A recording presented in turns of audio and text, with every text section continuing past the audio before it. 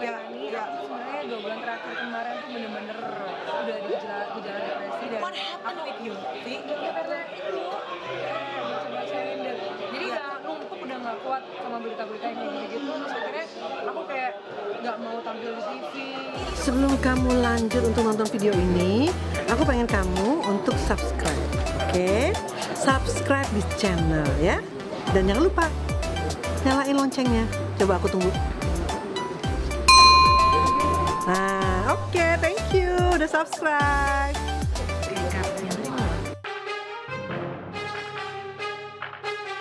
Terungkap sudah kenapa selama beberapa bulan terakhir ini penyanyi dangdut Via Valen jarang sekali tampil di layar televisi dan juga manggung di acara off-air untuk menghibur penggemarnya.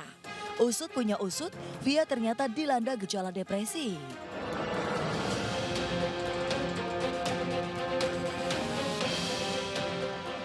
Via depresi karena meladeni dan mendengarkan netizen yang berkomentar kasar dan julid soal penampilannya yang kini terlihat gemuk dan cabi dan dibilang hasil dari operasi plastik yang gagal. Gegara gejala depresi itu, Via pun menolak semua tawaran pekerjaan. Mulai dari show di TV, acara off-air, dan juga termasuk job main film layar lebar. Jujur, aku cuma ngomong di sini sama Melani, aku sebenarnya 2 bulan terakhir kemarin tuh bener-bener udah di gejala depresi dan What happened with you, Vi? ya karena itu baca-bacain dan jadi udah numpuk udah nggak kuat sama berita-berita yang kayak gitu terus akhirnya aku kayak nggak mau tampil di TV. Iya, kamu sempet jarang kelihatan. Aku ini si Via Valen kemana ya gitu. Maksudnya kok off air juga kan biasanya tuh suka ketemu kan. Off air jarang kelihatan, on air TV pun juga aku jarang lihat dia gitu. Jadi Kalau kamu TV depresi. banyak yang tahu emang aku nggak tampil. Mungkin itu salah satu kelemahan aku ya. Mungkin banyak orang yang pengen kayak aku kayak gini, tapi Benar. aku malah nyanyain karena aku insecure kayak yang kemarin-kemarin bahkan 2 tahun yang lalu aku sering dapat tawaran main film, tapi aku nggak ambil karena aku merasa nggak pede, aku gendut, aku ya nggak pede gimana ya? Kamu nggak gemuk loh, Vi. Ya itulah, maksudnya apa ya? Ya gimana ya namanya orang nggak pede. Iya. Ya, hampir semua perempuan pasti tidak pede saat dibilang badannya gemuk dan pipinya cabi. Begitu pula dengan Via Valen. Ia berusaha menurunkan bobot tubuhnya agar ramping, singset dan seksi. Dengan diet dan perawatan kecantikan. Namun bukannya kurus, tapi tubuh Via justru makin lebar dan pipinya kian lebar. Ditambah lagi, stres mendengarkan kicauan netizen. Tapi harus diakui, sejak September 2019 sampai sekarang, metamorfosis wajah Via Valen memang berubah drastis. Tapi gini karena kemarin aku sempet diet, aku kan dari udah treatment gitu yang bikin pipi aku buka, terus aku stres, akhirnya aku kalau stres itu aku bisa makan, udah kenyang aku makan Jadi terus makan sampai aku betul. tak dan itu yang ada aku nggak malah kurus malah tambah gemuk. Iya, ya karena kita pikiran, kita stres. Terus akhirnya aku udah nambah gemuk lagi, terus aku nyoba diet lagi, turun lagi, tapi pas ngebaca yang gimana ada gambar apa aku stres lagi, aku makan lagi, belum biasanya di situ. Apa sih yang paling Aku perawatan, jadi emang perawatan aku temen kayak gitu yang ternyata Tadi bikin benar. aku bukan, jadi diambil lemaknya? Akhirnya kan swollen ternyata dulu, itu bengkak. makin Iya. meningkat gitu dan aku nggak tahu. Aku ngelakuin tindakan itu pun juga gara-gara komenan mereka yang ngatain aku gendut gini-gini terus akhirnya aku Memutuskan melakukan itu. Kan aku lebih tua daripada kamu, so I got more experiences ya pasti. Nggak boleh nangis, nggak boleh. You're good, you're beautiful on your skin. I mean like gue juga sering dibilang kayak cowok, kayak laki segala macam. Hello, it hurts my heart. Dibully secara bertubi-tubi, Via Valen akhirnya tak kuat dan tumbang.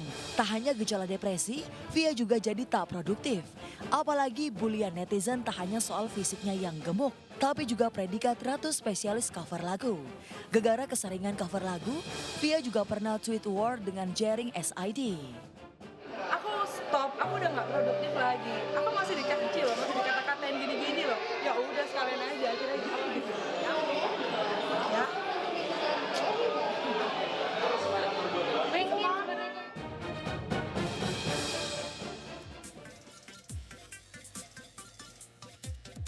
Hello, happy morning pemirsa. Jumpa lagi dengan saya Reza Nangin tentunya hanya di Obsesi. Nah, kisah sedih yang terjadi pada Via Valen sudah membuka kebersamaan kita di pagi ini ya. Ya memang gak gampang.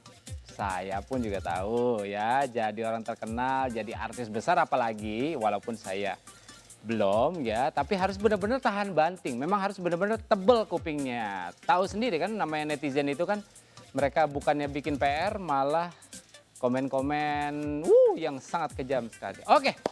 Nah, dari Via ini saya akan ajak Anda semua gantian menyaksikan Tommy Kurniawan dan juga Ane Avanti yang mencoba ikut andil membantu pemerintah dalam menanggulangi merebaknya wabah COVID-19 alias virus corona.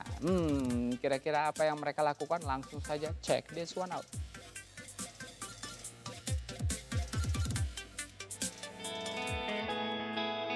Jumlah pasien dan korban meninggal karena virus corona terus bertambah. Data terakhir dari pemerintah sudah nyaris menyentuh angka 900 orang dan jumlah korban meninggal 78 orang. Kekhawatiran pun terus membayangi masyarakat negeri ini. Apalagi bila melihat kejadian di Italia dan juga Iran yang begitu banyak nyawa melayang karena wabah virus ini.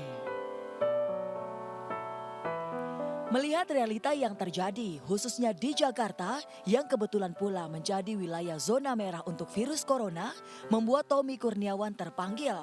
Berkolaborasi dengan organisasi Garda Bangsa, kemarin Tommy melakukan aksi sosial dengan membagi-bagikan masker dan hand sanitizer pada masyarakat, khususnya para penghuni rumah singgah dan serta panti asuhan.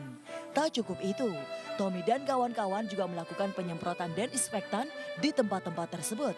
Nah, ini yang saya luar biasa hari ini merasa sangat terbantu sekali sama teman-teman dari NH.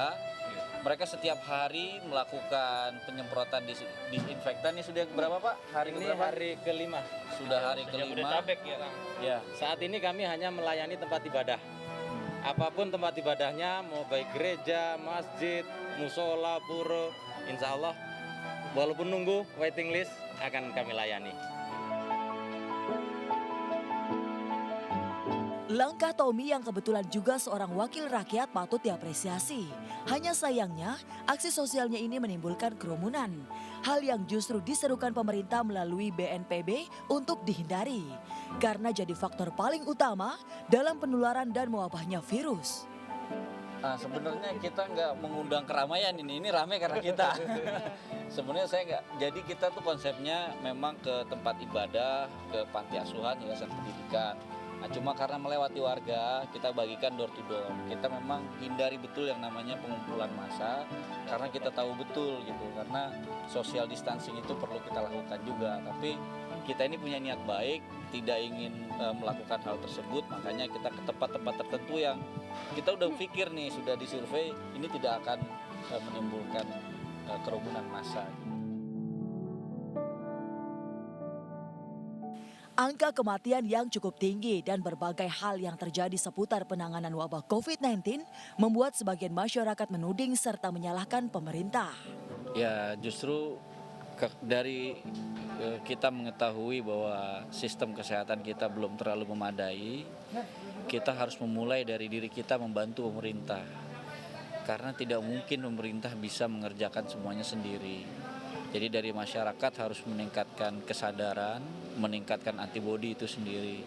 Karena kalau misalkan 1% aja yang kena dari jumlah penduduk Indonesia, itu pasti bakalan bahaya banget. Bila Tommy tergerak untuk berbagi masker dan hand sanitizer, perancang kenamaan Ane Avanti membuat dan menyumbangkan APD atau alat pelindung diri kepada para petugas medis, para pejuang di garda terdepan melawan virus corona. Karyawan Ane Avanti yang biasanya menjahit kebaya dan busana-busana indah lainnya, kali ini difokuskan untuk membuat baju APD. Ane membagikan baju APD ini ke rumah sakit yang membutuhkan di seluruh Indonesia. Dan apakah benar saya membuat baju APD tidak untuk diperjualbelikan dan saya sumbangkan untuk rumah sakit sebagai satu dukungan untuk para pahlawan kemanusiaan di garis depan yang telah berkorban untuk meninggalkan dirinya sendiri dan berbuat untuk orang lain.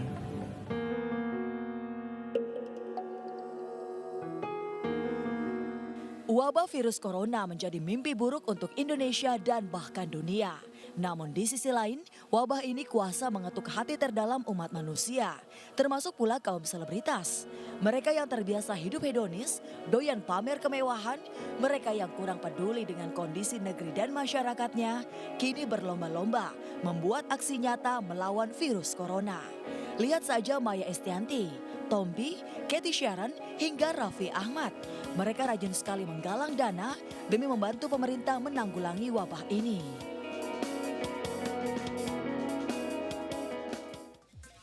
Nah, iya, saya setuju banget kalau begini nih. Jadi nggak main tuding, nggak cari kambing hitam, tapi berupaya bergerak dan ikut berjuang menanggulangi merebaknya wabah corona.